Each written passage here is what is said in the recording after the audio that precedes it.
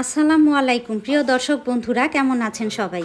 আজকের পুরো ভিডিওতে আমার মেয়ে লুবাবা আমার সাথে আছে। আজকের রেসিপিতে থাকছে ড্রাগন ফলের খোসা দিয়ে কেক তৈরি। চলুন তাহলে পুরো ভিডিওটি দেখে নেওয়া যাক।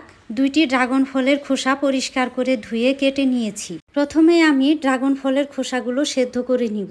এজন্য প্যানে 2 কাপ পানি দিয়ে দিচ্ছি। 10 মিনিট ধরে এই ড্রাগন ফলের খোসা সেদ্ধ করার ফলে ঘন একটা নির্যাস বের হবে।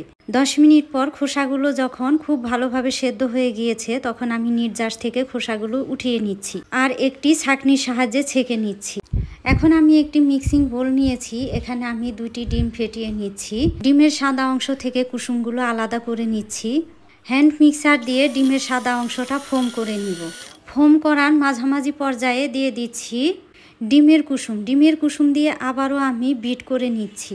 ডিম ফোম করা শেষ পর্যায়ে এখন আমি ড্রাগন ফলের খোসা থেকে যে নির্যাসটা বের হয়েছে, সেই নির্যাসের সাথে আমি 1/3 কাপ চিনি অ্যাড করে দিচ্ছি। চিনিটা ভালোভাবে মিশিয়ে নিব।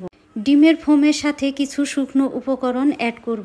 1 কাপ ময়দা, 1/3 কাপ পাউডার মিল্ক, স্বাদ মতো লবণ এবং বেকিং পাউডার 1 চা চামচ। এই উপকরণগুলো ফোমের সাথে খুব ভালোভাবে মিশিয়ে নিব আলতো হাতে। আর এখন দিয়ে দিচ্ছি ড্রাগন ফলের চিনি মিক্সড করা নির্যাস।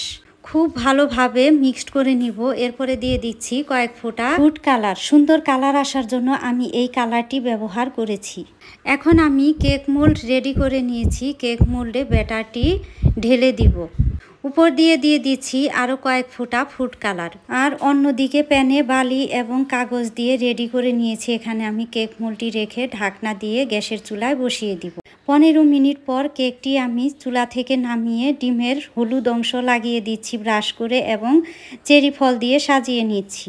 আরও 15 মিনিট চুলায় কুক করার পরে আমি কেকটি নামিয়ে নিয়েছি। কেকটি মোল্ড আউট করে নিয়েছি। অসম্ভব সুন্দর, মজাদার এবং সুন্দর কালারের, সফট এবং নরম তুলতুলে একটি কেক হয়েছে।